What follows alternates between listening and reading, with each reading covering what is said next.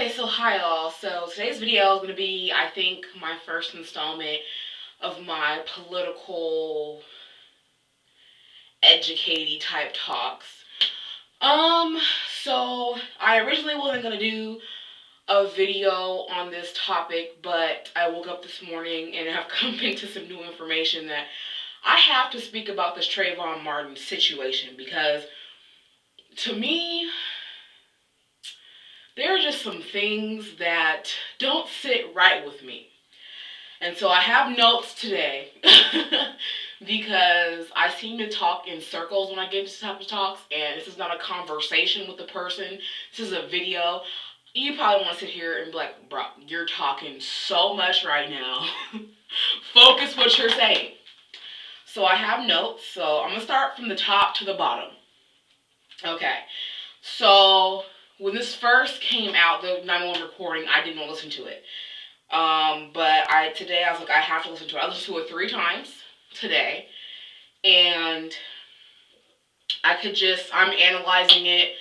And my first impression was, okay, George Zimmerman did the right thing. You see someone suspicious, you call 911. And as I'm listening to it, it's getting more and more uneasy. So you can clearly tell that he's sitting in a car. And here is how I gather that. In an article I read, they said that he patrols the neighborhood while he's walking his dog with his gun holstered in his waistband. So here's how I gather he's in a car. So you hear him speaking normally.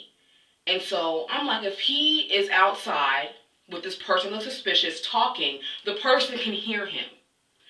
And to me, if I heard someone talking about, oh, he looks suspicious, blah, blah, blah, like, are you talking about me?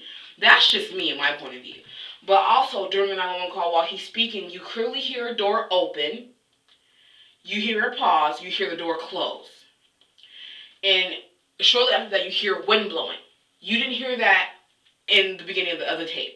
So clearly, he's walking, and that's when the operator asks him, are you following him? And so my thing about that is, when he's saying, oh, he's walking towards me, because you're sitting in a car, dude, and obviously if he's walking towards you and you felt threatened, but you clearly indicate by your speaking he's walked past you. So he's walking in your direction because he's walking past you. That didn't sit right with me, that no one gathered that, oh, well, he's sitting in a car, he's on the phone, talking about this person walking toward him, and, one thing that didn't really sit right with me either, whether it was racially or whatever, that he says that something's wrong with him, something's not right. It's like he's on drugs or something. If you are not in someone's face and it's clearly at an hour where the sun's going down, how can you clearly say someone's on drugs? But that's just another part of it. Okay. So on to what probably happened. What probably happened was, I don't think he went in with the intention of starting a fight or killing someone. But what probably happened was, after he hung up the phone with the operator trying to wait for the police to get there, he never stopped following him. And what probably happened was, Trayvon probably noticed that I'm being followed and was like, what are you following me for? And what probably happened was he was trying to be a hero and trying to be Captain Save-Hos, which, who was being threatened, I don't know. What probably happened was he wanted to be some badass and confronted him, and he realized that this is not going to be a fight I'm going to win. So, another speculation about how he was attacked, here is my thought as a lawyer in my lawyer mind.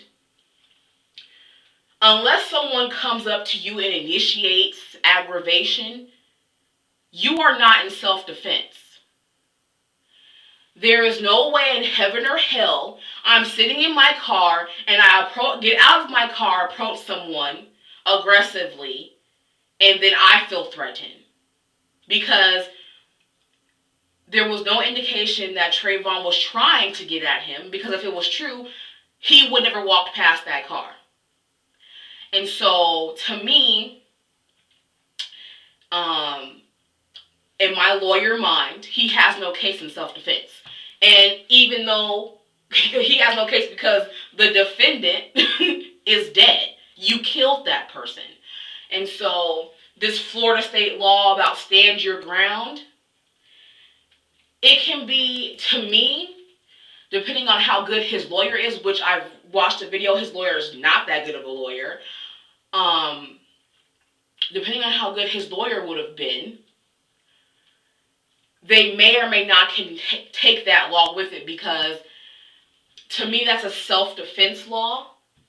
And the way the whole situation went down, it can't be self-defense. Now, if he hadn't have called 911 and it happened and he said this is what happened, we may or may not be in this situation right now because we have no evidence. But because he called 911, 911 operator said, don't follow this person, right there, that's strike one of you intentionally starting this incident. It's just, it makes no sense to me. As his lawyer, his lawyer has made some stupid mistakes. Saying that his nose is broken, there's indications of a fight. In a video I watched today, the reporter was like, well, if there is this, where are the pictures of his broken nose? How come he was never in the hospital? Where are the grass-stained clothes? We have not seen any of that. And so I'm saying it could be possible that this happened, but we need the evidence. And him saying the police evidence, if the police, to me that's so dumb. Because if the police did not arrest him and try to make a case and they let him go, they don't have any evidence because they never took any evidence. And so people playing on people's ignorance, yes, you're like, oh, well, yeah, the police is trying to, if the police is not trying to make a case, or the DA is not trying to make a case against this person, they're not going to investigate. That's the whole reason why people are upset right now, because they're not investigating. If there is no investigation, how is there any evidence? There isn't. There's no evidence. So, to me, if I was his lawyer in this situation, I would say go into hiding, because he's already had to move from death threats. I would just tell him social media is off limits. You might as well just cut off your cell phone. No email. No writing letters. No nothing, because they're listening to everything you're saying. And I heard the other day on the news that he had called a friend, like a boyfriend. I'm like, how good of a friend is he if you leave him a voice message and he's giving it out to the press? No one's your friend in this situation. No one. And his other friend, his name is like Oliver or something like that. I think it's his last name, talking about just out here talking, flapping his shoulder. I'm like, you are an opportunist. This is not your friend. As Zimmerman's lawyer, I'm like, look, you don't exist at this point. You need to go into the woods, find a cabin in the woods, and stay there. Because until we get this resolved, you are going to be a walking target. And that's being honest.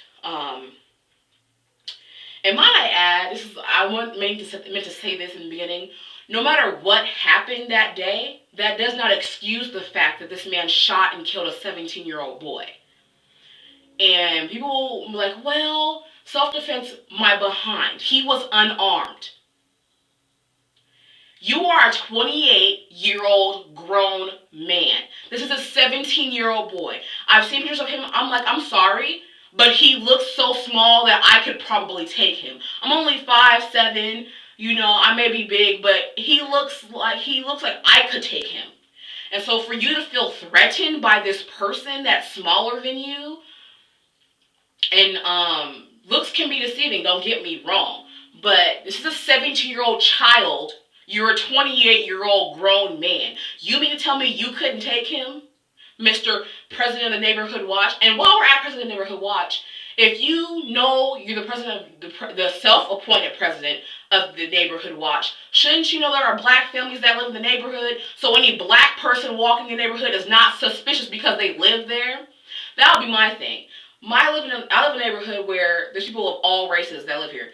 To one house, to me, there's a white family. To the next house, there's an Asian family. That's just right next door to me. And there's, I think, I want to say, Russian or Ukrainian family that lives right there. There's another Asian family down the street. There's an Indian family. There's more Asian families, more black families. I'm saying, if you know your neighborhood, and you patrol the neighborhood. You should know what families live where. And I'm not saying you have to know everyone's face just by looking at them, but you should know that if there's a black family that lives here, there's going to be some black people coming in and out of this neighborhood. Don't try to play me like you said he looks suspicious. Then you don't know your neighborhood then. But that still does not excuse the fact that you killed a child. A child. That's really what it was. He was a child. Back on track to my notes. If I was the family's lawyer, and to me, I don't know if they're lawyer, if they have lawyers or what the lawyers are doing, but if I was their lawyer, I would do all their cases pro bono. If no one knows what that means for free. And here's what I would do from today. Today, I will file a civil suit against George Zimmerman for wrongful death. I would file a lawsuit against the Stanford Police Department. I would start a foundation for things like this that happen like this, for families that go through this and they lose someone, to help pay for funerals and stuff like that, because funerals are expensive. I'll tell them to start a foundation for kids that are trying to do the right thing and trying to go to college and trying to better themselves as minorities, not just black kids, because black kids aren't the only ones with problems in this country. Let's get that straight right now. It's also been brought about Zimmerman's, I call it a shady past. In the video, I'll put the link below, it says that he has 2 prior incidences. And the first incident is for assaulting a police officer. And the second incident is a domestic violence incident with his ex-girlfriend that he has a restraining order against. My thing will be, that's a little bit shady too. You have a history of violence, and this man is still not sitting in jail. To me, if I was a family lawyer, I would probably sue the district attorney's office too. Because as a lawyer, if you see that record and that past and that pattern, there is no way you are getting away with this. There's no way. But that's a different story for different days. Some lawyers they don't connect dots very well. Not some lawyers, some people don't connect dots very well. But all in all, this situation has gotten out of hand. I commend all the people that are marching, all the people that are wearing their hoodies, all the people that are, all this people in not the government, but in, the government, the House, and people sitting in House, the lawyers wearing hoodies, you know. There's a dress code, if people don't know, to being in court and being in the House when you're speaking. There's a dress code. And for them to go against the dress code as a black person in a situation, in a political situation dominated by Caucasians, that's a big step. I commend on people that are standing up for change. As a black people, we need to do more of these things. It's sad that a 17-year-old child had to die for us to have an uprising, but that's what it took. We need to go back to our roots and protest things that are wrong. We don't need to go at it with violence. That's not the answer. It's not going to get us anywhere. But us standing as a unit says something about our community. It's just sad that death has to occur for us to do this. As black people, we need to stand together more often and have these rallies more often, because this is not the first, and you can please believe as the day is 24 hours long, it will not be the last one. And the way I do something is I'm getting an education. People may think that that's the long way out, but it's really the long, how do I put this? It's really the long-term fight for it. But because of the way that I want to use my education, it's not going to just stop with me getting a diploma, getting a law degree. With my bachelor's degree and my law school degree, it's going to allow me to be in a position of power. And when you're in a position of power, you have the opportunity to speak on large scales and speak because people want to hear what you are saying. It's not enough for me just to be an educated black woman. I have to do something with my education. And me getting my law degree allows me to work with these type of families and these type of situations and get these laws that they say are for protection, which are really not for protection, out. Toot it out, get it out. It's no good. That's what I'm doing for change. Yes, I could go to marches here and there. There's nothing wrong with that. There's nothing wrong with it. But we need to think about things that are going to help from now and into the future, because how long have we been battling as African Americans to get respect? How long has it been? Don't worry, I'll wait. Because since the beginning of Europeans noticing that there are other places in the world and the world's not flat, that was the beginning of the destruction of all minorities, all of us. And so now more than ever, we have the technology, the means, and everything to make things change. We need to do that. And I'm doing my part. I hope you're doing your part. Thank you for watching this video. Remember, these are my own opinions, my thoughts. So if you don't agree, that's perfectly fine. What is that going to do for me? I'm still going to go on my life. So I hope you guys are having a great week. Hope this helps turn your wheels in your brain. I don't want to seem like a hard ass, but if you ask me, this is one of my lighter topics I've talked about, and the lighter I've been. So stay tuned for more of my views. So thank you guys for watching. Bye.